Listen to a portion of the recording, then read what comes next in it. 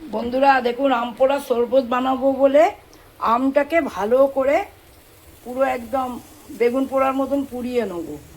বেগুন পোড়ার মতন পুড়িয়ে কালো করে ফেলবো। জানেন নিশ্চয়ই কীভাবে বানাতে হয়, আমি তো এইভাবেই বানাই। পুরো বেগুন পোড়ার মতন পুড়িয়ে নেবো কালো করে। গ্যাসটা একটু পুড়বে, কিন্তু কী করব, গরমে আম পোড়া শরবত খেতে ইচ্ছে করে। কী করে করব সেটা আপনাদের কাছে পুরোটা দেখাবো।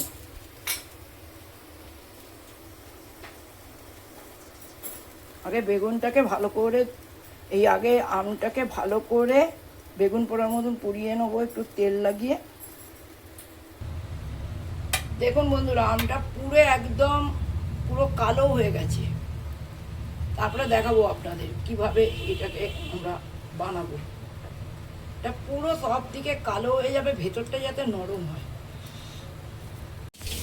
এরপর দেখুন, আমটাকে জলের ভেতরে আমি ভিজিয়ে রেখে দিয়েছি। এবার ঠান্ডা হবে জলটার ভেতরে, এর ভেতরে। তারপরে কি করব পরে দেখাচ্ছি আপনাদের।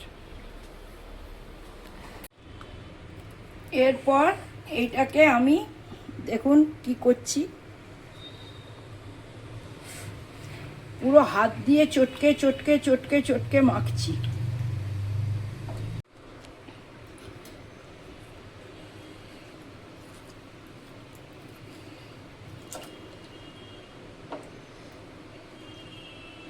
খোসাটা বেরিয়ে গেছে কালো মতন, দেখেছেন? শুধু আমটা রয়ে গেছে।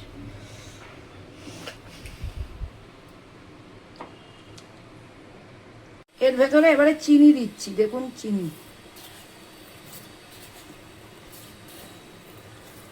যদি কতটা টক খাবেন সেই হিসেবে চিনি দেবেন। আমরা 4 থেকে 5 চামচ চিনি দিয়েছি।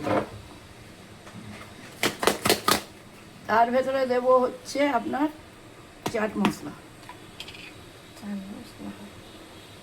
চাট, এটা কি? ও, এটার ভেতরে দেবো আপনার ওই লাল মানে নুন, বিট নুন। এতে একটু চাট মশলা যদি থাকে দিয়ে দেবেন, যদি থাকে আপনারা দিতে পারেন। আমার নেই তাই আমি দিচ্ছি না। চাট মশলা দিলেও খারাপ লাগবে না, ভালোই লাগবে খেতে। এটা মিক্সিতে ঘোরাবো। একটু আদা দেবো আর একটু পুদিনা পাতা দেবো। এই যে পুদিনা পাতা দিয়ে দিলাম, দেখেছেন? এর ভেতরে একটু পুদিনা পাতা দিয়ে দিলাম পুদিনা পাতা।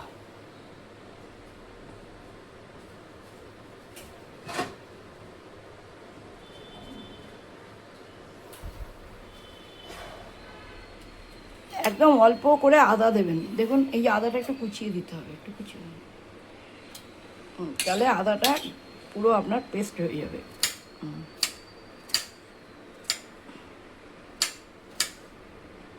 একটু লাগবে নাকি? আদা দিয়ে দিলাম। এবারে এটাকে মিক্সিতে আপনার ভালো করে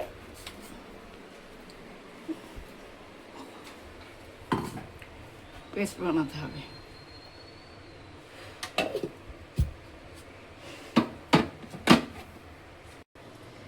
এই যে পেস্ট বানানোর পর এইটাকে ছেঁকে নেবেন।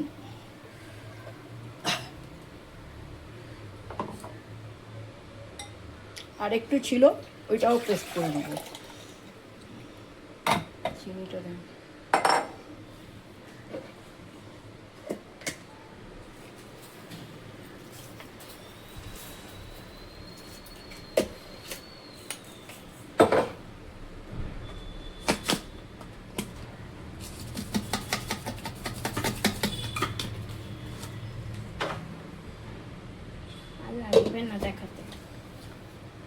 ঠিক এরকম হবে দেখুন জিনিসটা। এবারে বাড়িতে করে রাখবেন, আমি যেমন করে রাখলাম। যার ইচ্ছে হবে বাড়িতে আসলে এই শরবতটা আপনি দিতে পারেন। এই গরমে কেউ আসলে বাড়িতে 1 গ্লাস একটু বরফ ঢেলে দিয়ে দেবেন, ব্যাস সুন্দর। আমি এরকম নর্মালভাবে করেছি। এটা আমার রেসিপি, আমি এইভাবেই করি, আপনাদের দেখালাম। এর ভেতরে আর কিছু দিনই। আর যদি চাট মশলা আমার কাছে নেই, চাট মশলা থাকলে একটু চাট মশলা দিলে একটু বেশি বেটার হতো। আমার কাছে নেই বলে আমি দিইনি, আপনাদের কাছে থাকলে আপনারা দিয়ে দেবেন। এইভাবেই আমি গরমে আমের শরবত করে খাই। কেমন লাগলো বলবেন। ভালো লাগলে ভিডিওটা আমাকে সাবস্ক্রাইব করবেন, ফলো করবেন, আর যদি যারা ফেসবুকে দেখবেন আমাকে ফলো দেবেন, আর আমাকে একটা কমেন্ট করবেন, ঠিক আছে? লাইক কমেন্ট করবেন আর সাবস্ক্রাইব করবেন। আজ যাই, পরের নতুন ভিডিওতে আপনাদের সঙ্গে দেখা হবে।